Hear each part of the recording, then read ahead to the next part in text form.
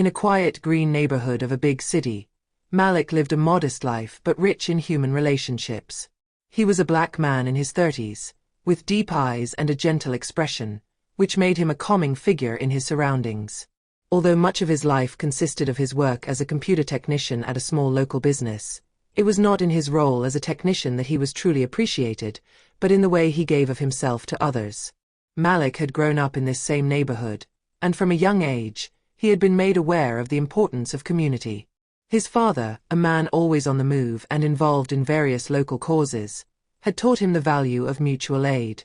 Malik, filled with this wisdom, decided to extend this heritage. For several years, he devoted a large part of his free time to helping the elderly in his neighborhood. He accompanied them to their medical appointments, did their shopping, and when the winter was particularly harsh, he visited them to warm them with warm conversations. He was not only a discreet helper but a familiar presence, almost a family member to the elders he knew well. Mrs. Robinson, one of the oldest in the neighborhood, considered him almost like a son. She had no children and her loved ones lived far away, but Malik had always been there for her, ready to support her in her little moments of solitude. Neighbors knew that if there was an emergency or even just a missing conversation, Malik would be there, smiling and ready to help. Everyone respected him not only for his kindness but also for his ability to listen and understand others without judgment. He was a man whose reputation was built on continued acts of kindness. One afternoon, as the sun slowly set and bathed the streets in golden light, Malik was on his way to the local grocery store to buy some groceries when he saw Mrs. Robinson at the end of the street, struggling to cross the roadway with 2 shopping bags that were much heavier than she should have been carrying. She was fragile, her approach hesitant, but her will remained indomitable. Malik didn't hesitate for a second. He walked towards her, a reassuring smile on his lips. "Let me help you, Mrs. Robinson," he said, approaching her. She looked up and, with a bright but tired smile, replied, "Thank you, Malik, but I don't like to bother." But Malik, insistent and gentle at the same time, took the bags, and without further resistance on his part, accompanied her home. They talked on the way, as always, about everything and nothing. She spoke of her youth, her family memories and neighborhood life, while Malik, attentive and respectful, listened to her patiently. When they arrived at his door, Mrs. Robinson thanked him profusely. But as she shook his hand, she added, almost in a whisper, "I can never thank you enough, Malik. You are a man of earth. You don't find many people like you." These words, spoken with such sincerity, seemed heavy with meaning, but Malik did not pay much attention to them. He just smiled and wished her a good evening, unaware that this simple interaction would indeed change his life in ways he could never have imagined. The next morning, Malik got up early, as usual. He prepared for another day of work in his small office, checking his emails, making sure his files were up to date. He had no idea that this day was going to be different from all the others. Coming down the stairs, he opened the door to his apartment and found himself on the street, ready to go to the bus stop. It was then that he noticed something strange. Outside his door, parked sideways, was a hulking black SUV. This vehicle seemed completely out of place in this quiet neighborhood, where cars were generally small and unassuming. The windows were tinted, giving the whole vehicle a mysterious and anonymous air. This was not a model commonly found here. Besides, he had been there for some time, motionless, as if waiting for someone or something. Malik stopped for a moment, eyeing the SUV with scrutiny. His heart accelerated. Why would such an imposing vehicle be parked here, in front of his door?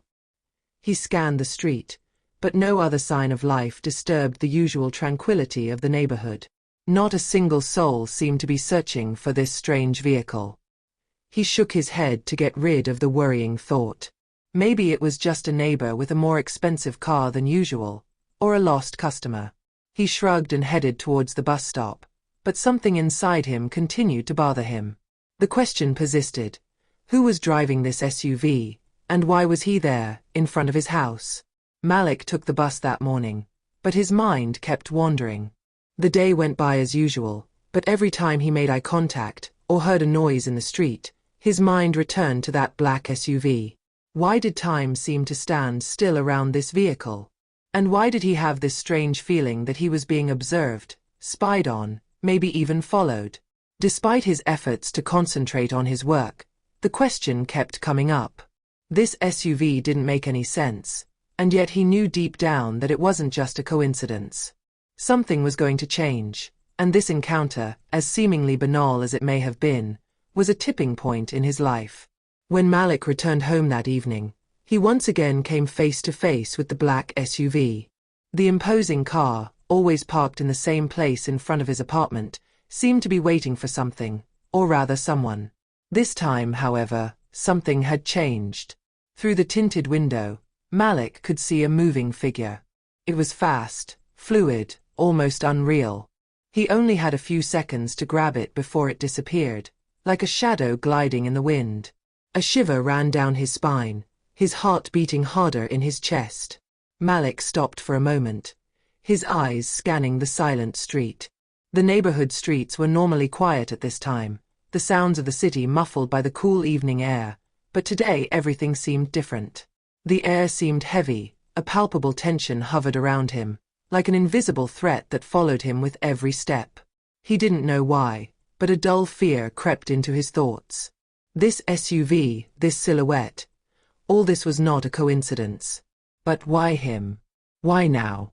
He walked cautiously towards his door, glancing around worriedly, as if to make sure he wasn't being followed. But the street seemed as calm as always, and yet this tranquility was no longer an illusion. A strange, almost supernatural feeling invaded him. Each movement seemed heavier, slower, as if time itself had decided to suspend its course around him. It was then that, in the heavy silence of the street, the SUV window slowly lowered, like a silent invitation, a door opening to another world. Malik stopped abruptly, his heart racing. A voice, deep and devoid of emotion, emanated from the vehicle, almost mechanical. "You're Malik, aren't you?" The question was no accident, he knew it. It was a disguised affirmation, a recognition. A recognition that didn't come from someone he knew. Malik hesitated for a moment. His mind was getting confused. Why him? Why now? He took a deep breath before answering, his voice betraying slight nervousness. "Yes, it's me. Who are you?" The silence that followed was heavy, too heavy. No noise. No breath. Then the voice spoke again, this time clearer, more precise, but still devoid of human warmth. "We saw what you did for Mrs. Robinson yesterday." The words were simple, but the tone was peculiar, strange, almost threatening.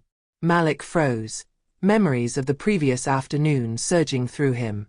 The image of Mrs. Robinson, fragile but so full of life despite the years, reappeared in his mind. He didn't understand. Why did this matter? It was just a small gesture of kindness. Just the act of helping an old lady carry her groceries, nothing more. "What do you want?" he asked, his tone now firmer, although worry had taken root in his chest. A cold shiver ran down his spine.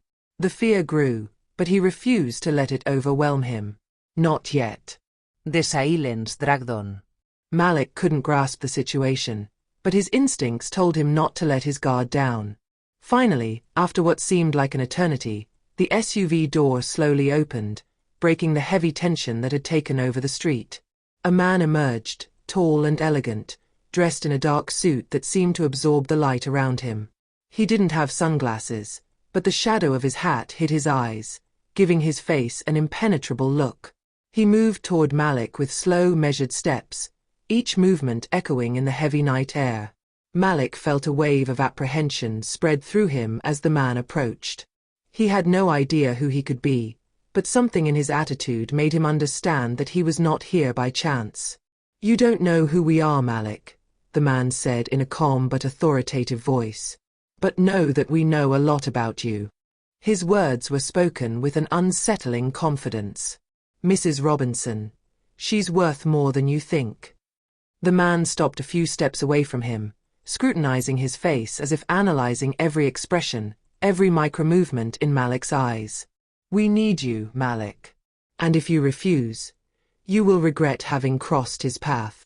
Malik suddenly felt overcome by a wave of incomprehension, disbelief, but also anger. He stepped back slightly, the man's words hitting him with the force of a punch. "I don't understand what you want. I just helped an old lady." The man smiled slightly, an icy, almost cruel smile, which failed to alleviate the coldness in his eyes. "See, that's where you're wrong, Malik. Ms. Robinson isn't just an old lady. She's connected to a much larger network than you could ever imagine. A network that doesn't hesitate to manipulate people for its own interests." The man's words hit Malik like a punch, but he didn't have time to react before the man continued, his voice growing deeper. "A network that extends far beyond what you can perceive, a group of powerful people, shadows that pull the strings in the darkest corners of this city. They have their agents everywhere. And now you, too, are part of this story." Malik shivered despite himself, a cold shiver that ran through his entire body. The idea of being involved in something so vast, so corrupt, was almost unthinkable. But at the same time, he felt that everything that was happening was not just a coincidence.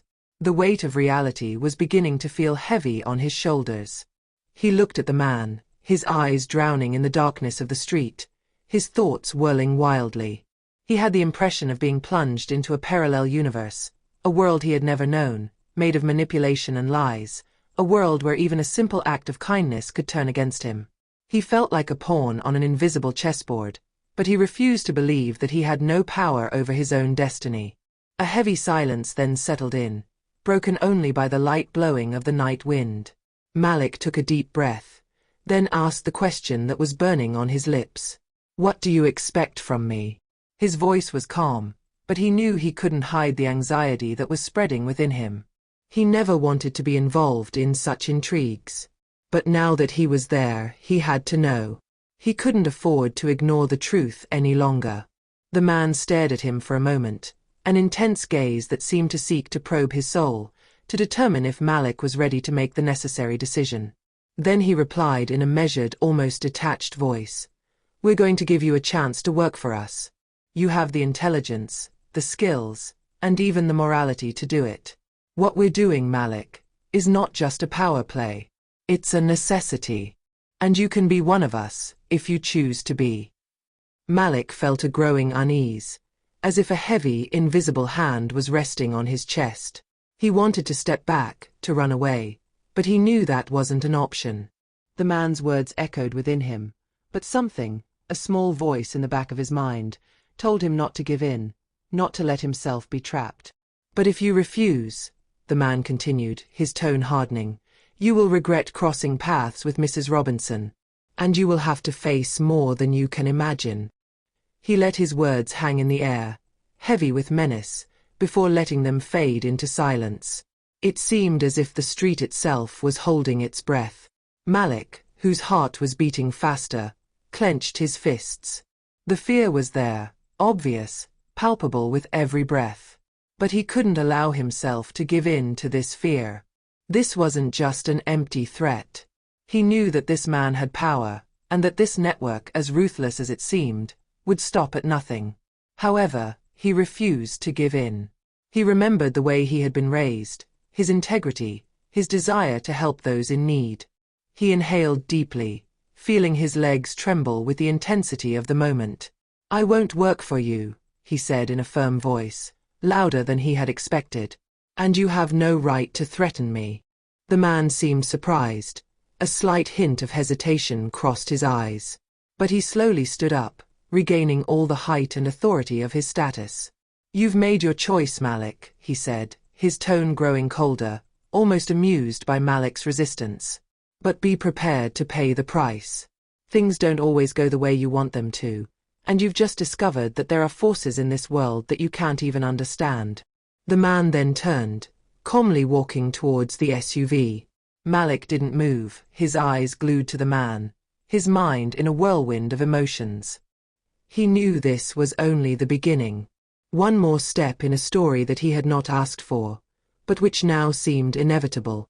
The SUV door closed silently behind the man, and before Malik could say another word, the engine roared to life, breaking the tense moment. The vehicle sped away into the night, disappearing as quickly as it had appeared, taking with it the threat and ominous promises it had left in the air. Malik stood there, alone in the street, his hands shaking, his heart racing. He knew that this encounter was only the beginning of a tangle of mysteries and dangers he had not anticipated. But one thing was certain: he would not be intimidated. He had to find out who these people were, why Mrs. Robinson was so important, and how far they were willing to go to get what they wanted. But more than anything, he knew he was no longer alone. The shadows of this network were following him now, and there was no turning back.